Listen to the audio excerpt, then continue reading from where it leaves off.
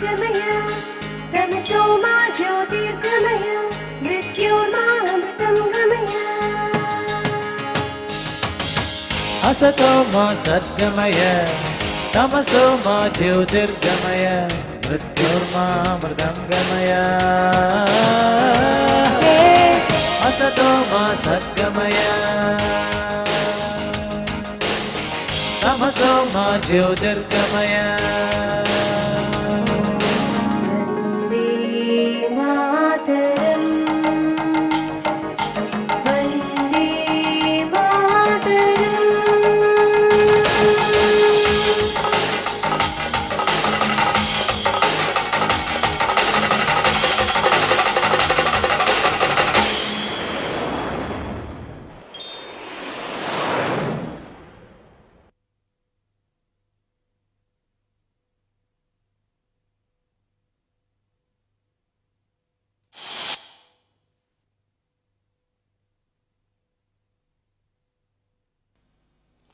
The general objective of this episode is to expose the learners to different specimens of spoken English so that they also will be in a position to imitate and speak English in the manner in which it has been presented here. Nobody knows how a person learns a second or a third language. But there are different approaches.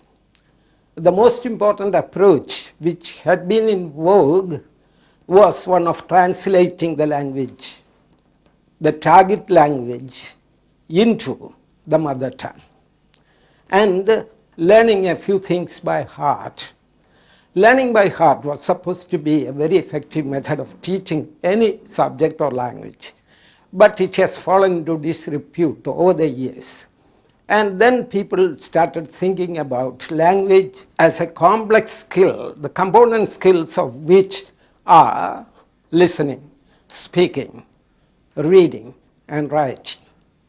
There are some teachers who teach these different skills in isolation, but we have to remember that language is a holistic thing, and therefore all these four skills, although can be developed independently, they have to be integrated properly so that the learner learns the language in a better manner. So the behaviorists always believe that a lot of drilling is required to teach a language. That's the second approach to language teaching. Nowadays people talk about what is called a communicational approach, in which language is actually absorbed by the learners when they are exposed to the target language. In our episode, we are trying to teach the children three kinds of skills. The first one is the listening skill, in which they are exposed to certain narratives and descriptions, and a few probing questions are asked at the end of these narratives so that the children, if they have understood the narrative properly, would be in a position to answer the questions. The questions can be of different types. It can be purely factual questions, it can be interpretative questions, and it can be questions testing the knowledge of cause and effect, reasoning. Some questions have to be answered only by proper reasoning. So there are different levels and dimensions in the matter of asking questions. And in the episodes we always try to give different types of questions so that they will promote the children's understanding of the passage at a deeper level. The description is on the Priyadarshini Planetarium of Trivandrum, which will help the children not only to learn a few more language forms, but also a few scientific truths.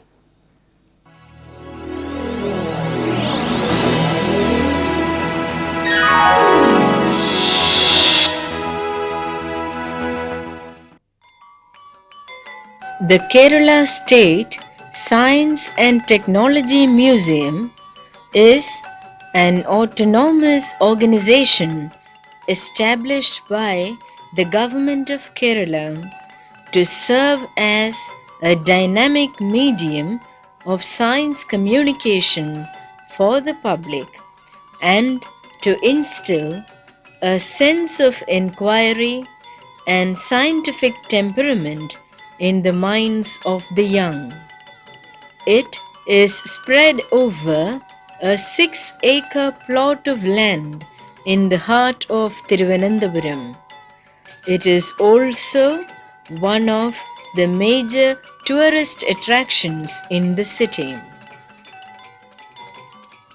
The aims and objectives of the museum are galleries with working, animated and participatory exhibits in all disciplines of science and technology, mobile and temporary exhibitions along with science film shows, science educational programs through TV, radio and other media of communication, demonstration lectures, teaching aids, lending services and science competitions for students at various levels, and provision of workshops, laboratory, library and auditorium facilities.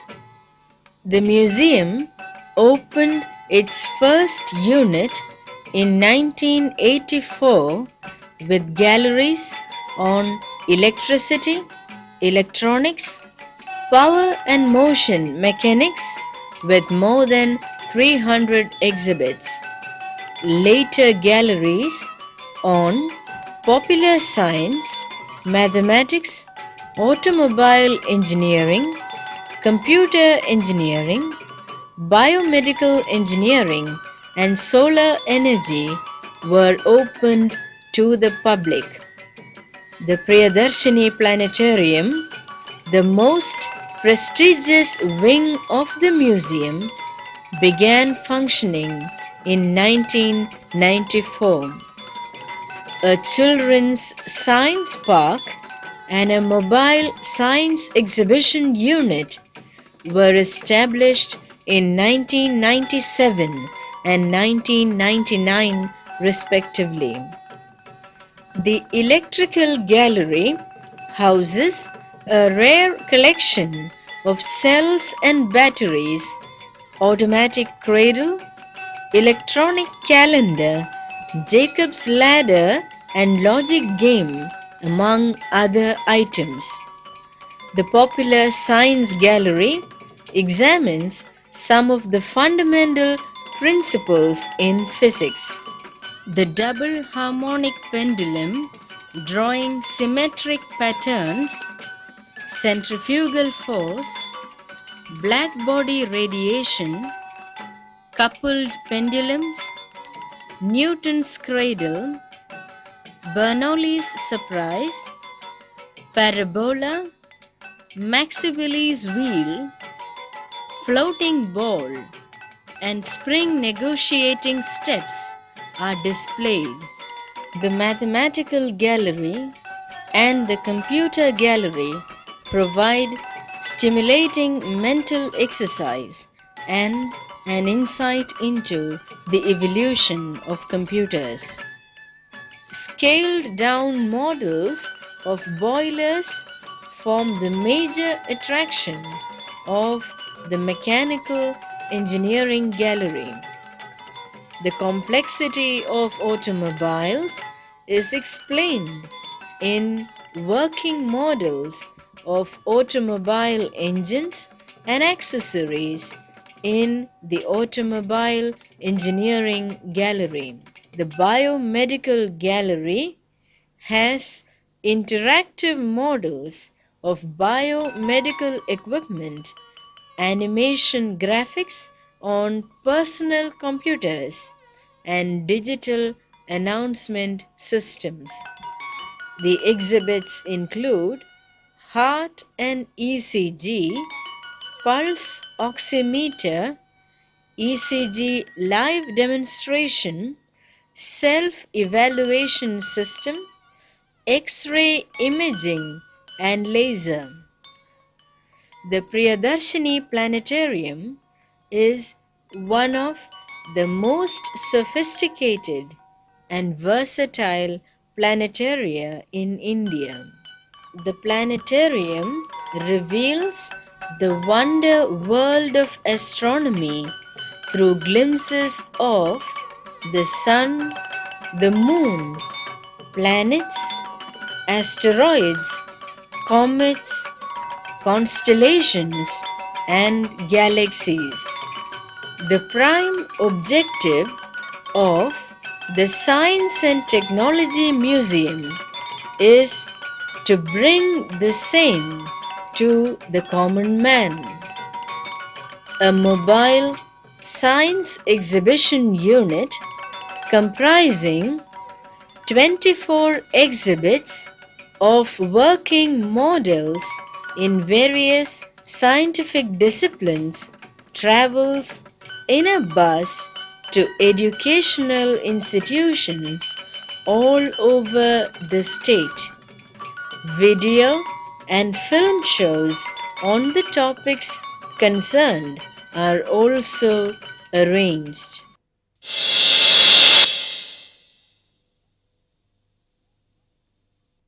What is a Science and Technology Museum? The Kerala State Science Technology Museum is an autonomous organization established by the Government of Kerala as a dynamic medium of science communication and to instill scientific temperament in the minds of young. In which year were the first galleries established?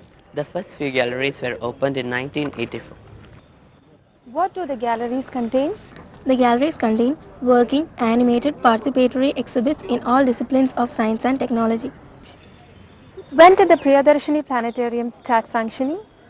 The Priyadarshini Planetarium began to function in 1994. Give an account of the Priyadarshini Planetarium. The Priyadarshini Planetarium is one of the most sophisticated and versatile planetarium in India.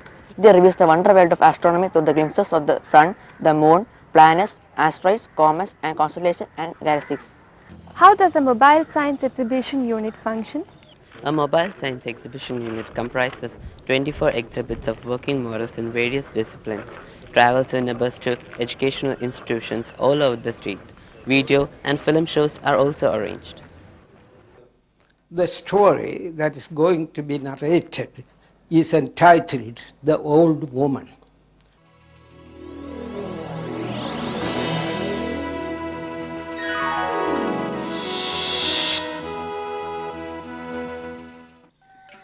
Once upon a time, there was a wealthy old woman.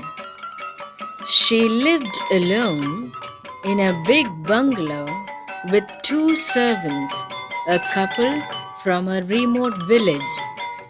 The husband served as a gardener and watchman, while the wife looked after the old mistress and the household. The old woman was quite a disciplinarian with a fixed routine. She got up early at 5 o'clock, had her bath, and settled down to an hour of prayer in her puja room. The couple had to get up early to feed the cows, bathe the dogs, clean the house, and get breakfast ready by the time she completed her prayers. This was tough as they had to work late into the night as well. To get them going, the old woman bought a cock that crowed in the early hours of the morning. The servants had no option but to get up with the cock on a daily basis. The old woman would give them no peace unless they had completed half the day's work by daybreak. The two of them grew quite thin exhausted from the long hours of work. The need to get some more sleep soon became their sole concern. The cock that woke them up became the object of their hatred. In the end, they decided to kill the cock and solve the problem. The wife told her husband, "The old woman wouldn't know when we get up unless the cock crows. So, if we get rid of the cock for good, she wouldn't be able to order us about so early." They killed the cock the next evening and went to bed peacefully. Needless to say, it was a brief respite. Imagine the shock they received when, in a couple of days, the old woman banged on their door in the middle of the night and demanded to know whether they were awake. In the absence of the cock, she had gone cranking, unable to judge the time, worried that everyone must have overslept. It soon became her habit to wake the servants at odd hours of the night and send them on various errands. The maid and her husband cursed themselves for killing the cock. Life had turned into a nightmare now.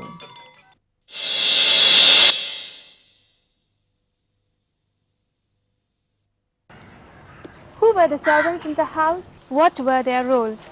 A couple from a village served the old woman. The husband served as a gardener and watchman, while the wife looked after the mistress and the household. Why were the servants unhappy? The servants were unhappy because of the long hours of work. They had to get up in the early hours of morning and work late into night. How did the cock influence the routine of the servants? To get them going, the old woman bought a cock that crowed in the early hours of the morning. The servants had no option but to get up with the cock on a daily basis. The old woman would give them no peace unless they had completed half the day's work by daybreak. How did the couple solve the problem? They killed the cock crowed and woke them before daybreak and solved the problem. What was the net result of their action? In the absence of the cock, the old woman went cranky, unable to judge the time, worried that everyone must have overslept. It soon became her habit to wake the servants at the odd hours of the night and send them on various errands. The maid and her husband cursed themselves for killing the cock.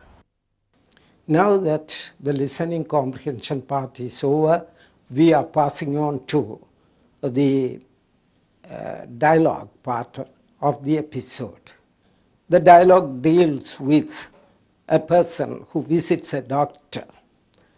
In normal life, people have to go to the doctor and describe their ailments. This is the way how it has to be done.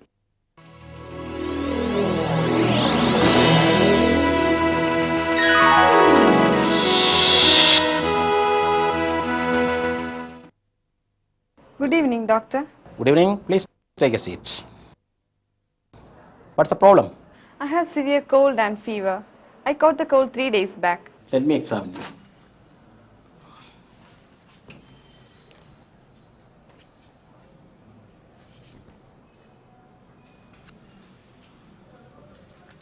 Do you have headaches?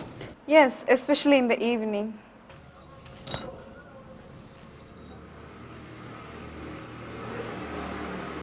Where are your parents?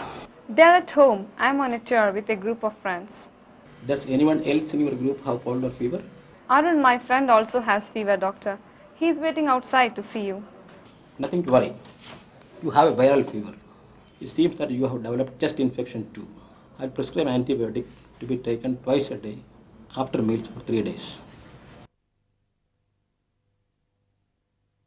You could have a cough syrup too. It's just the bad weather. You will be all right in a few days. You must take as much rest as you can. Also take enough fluids. I have severe body pain too. Calpol will relieve the pain. If the fever isn't completely gone in a couple of days, do come and meet me. You could take a blood test then, just to eliminate further dangerous infections. Thank you, doctor. You are welcome. Supposing you go and consult a doctor and the situation demands that you handle the conversation in English, how would you do that? Here are a few sample sentences that the doctor might ask you and which you may have to reply to. Good evening, please take a seat. What's the problem? Good evening. Please take a seat. What's the problem? I have severe cold and fever. I have severe cold and fever, doctor. Let me examine you. Let me examine you. Do you have headaches? Do you have headaches? Also note the concluding sentences. Thank you, doctor. You are welcome. Thank you, doctor. You are welcome. Let's take a look at the doctor-patient interaction once again. Good evening, doctor. Good evening, please take a seat. What's the problem? I have severe cold and fever. I caught the cold 3 days back. Let me examine you.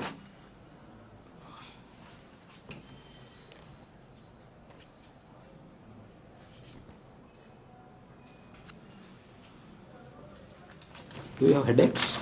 Yes, especially in the evening.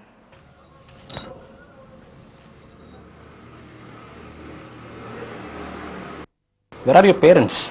They are at home. I am on a tour with a group of friends. Does anyone else in your group have cold or fever? Arun, my friend, also has fever, doctor. He is waiting outside to see you. Nothing to worry. You have a viral fever. It seems that you have developed chest infection too.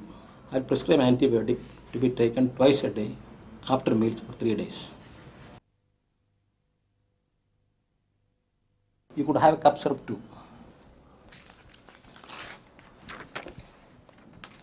It's just the bad weather.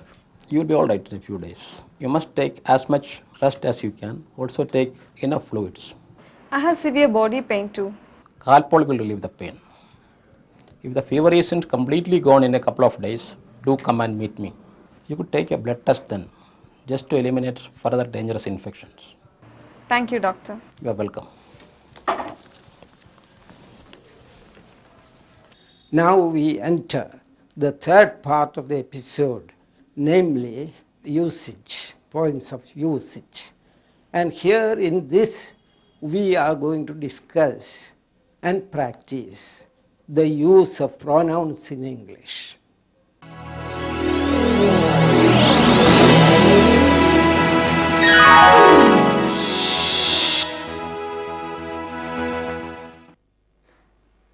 Look at the words highlighted in the conversation. They help to avoid repetition of the same name or situation. Such words that stand in the place of a noun are known as pronouns. Personal pronouns are commonly used in ordinary communication. First person, singular I, with the variations me, my, mine and myself. Plural forms would be we and us. Second person you and third person pronouns he, she and it with the plurals they and them. Other pronouns commonly used are this, that, these, those, who, which, what, whose, whom, which, that, none, nobody, nothing and no one. Some, any, everything, each, all, much, many, several, a little, a few, less, least and so on. Let's see how pronouns are used in ordinary speech. The building is very old and crumbling. Nobody will buy it. He didn't believe what I said. which annoyed me very much. I'll find you wherever you hide. She pulled him by the sleeve. This is my bike. Look at that zebra. It is beautiful. My relatives are good people. I like them very much. The police have been informed. They will arrive soon. Would you like some sweets? There are a few left. The boys washed themselves in cold water. The girl watched herself in the mirror. Lata and I went to the theatre, but we didn't get tickets. Going back to the same series of sentences, can you now identify the pronouns used? The building is very old and crumbling. Nobody will buy it. He didn't believe what I said, which annoyed me very much. I'll find you wherever you hide. She pulled him by the sleeve. This is my bike. Look at that zebra. It is beautiful. My relatives are good people. I like them very much. The police have been informed. They will arrive soon. Would you like some sweets? There are a few left. The boys washed themselves in cold water. The girl watched herself in the mirror. Lata and I went to the theatre, but we didn't get tickets. Many of the personal pronouns are found in The Old Woman.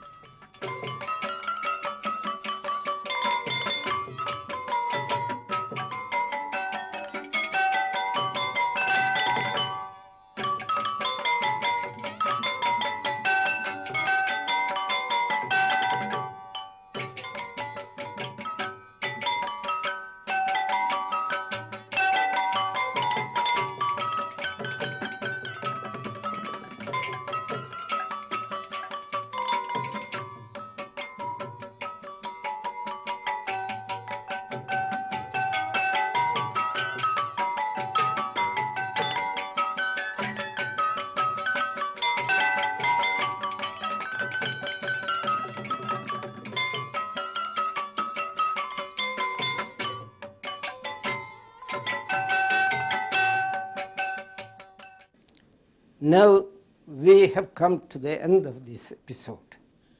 The first part contained specimen forms of spoken language to be understood by the listeners. The second part consisted of a dialogue in which a person appears before a doctor and describes his illness to him. In the third part, there was a discussion and also some practice material on the use of pronouns.